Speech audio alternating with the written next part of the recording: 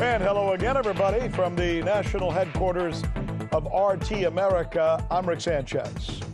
An emergency meeting of the United Nations Security Council is taking place today to discuss what to do about the newest dispute between Russia and Ukraine. This border skirmish requires some explaining, especially in light of the fact that Russia's Coast Guard opened fire and seized 3 Ukrainian vessels over the weekend. Each side is calling the other the aggressor. So what gives, really?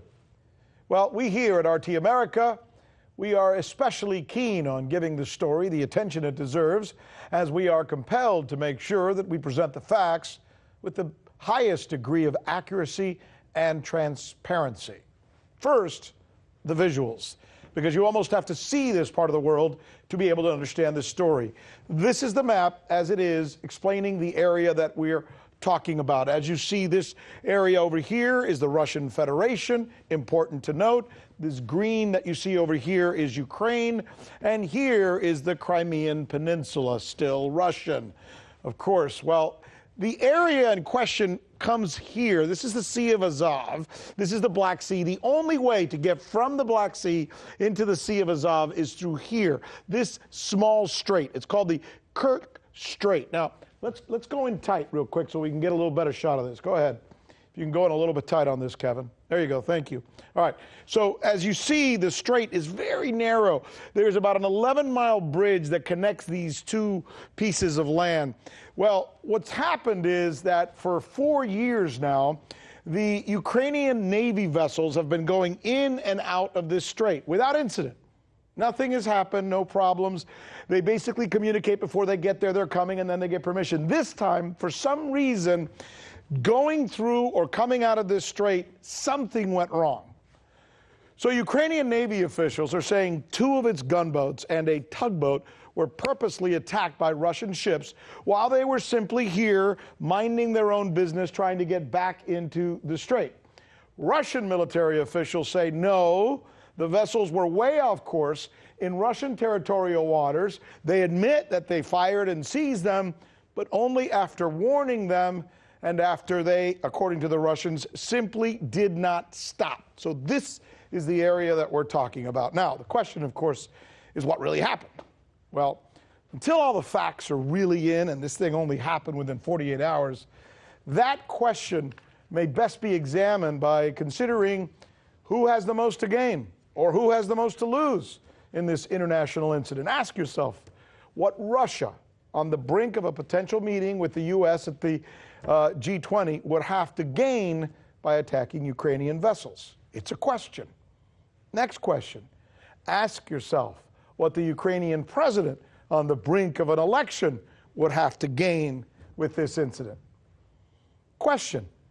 It's with that backdrop and much more that we attempt to give you a full look at this important international story that could become much more tense and possibly much more dangerous, which is why the United Nations Security Council is taking it up and why we here at RT America are reaching out to both sides. I'm Rick Sanchez. This is RT America, where we do believe it's time to do news again. Now let's do this. Let's look at some perspective and analysis. Here's my conversation with Brian Becker, director of the Answer Coalition, on who stands to gain from this conflict. If we're trying to understand what actually happened, who had what motive, I would say Russia gains nothing. I mean, Russia right now has been the target of animus and hostility from Western nations. We hear already in Washington, D.C. today, even before an investigation, some quarters, and some of them are pretty powerful, calling for new sanctions against Russia. That's predictable. So I don't think Russia really benefits. And by the way, we should be very plain with the audience, and at this point we have to argue motive because the evidence isn't in. We don't know exactly what happened out there yet, right? I mean, we know one side is saying they did it, the other guy is saying they did it. In fact, let me ask the other side of the motive then. You gave me the motive or lack of motive for Russia. What about for Ukraine and Poroshenko? What would they have to gain or lose by creating this incident? Poroshenko is declaring, demanding martial law. Now, that's important because there's an election coming up. Martial law means the election can be postponed. Poroshenko's approval rating right now is about 7% or 8%. He can't win. His rivals, his fierce rivals, Tymoshenko in particular, is in advance. None of the candidates have more than 20% of support. But here again, the martial law creates a nationalist fervor, hostility against Russia. Let me let you hear what Pompeo said. This is the American side.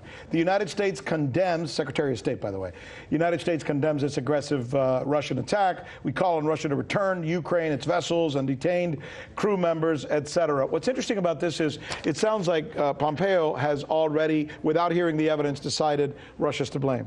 That's right. But that's, again, conforming to a U.S. position, which is, again, animus and hostility towards Russia. In the case of Ukraine, Poroshenko is the leader of Ukraine now because of a U.S.-backed coup d'etat in February 2014. That's not me talking. That's not rhetoric. That's actually what happened. Democrats, Republicans, the Obama administration, Hillary Clinton, John Kerry, they supported the armed overthrow of the Yanukovych government. That's why we have Poroshenko.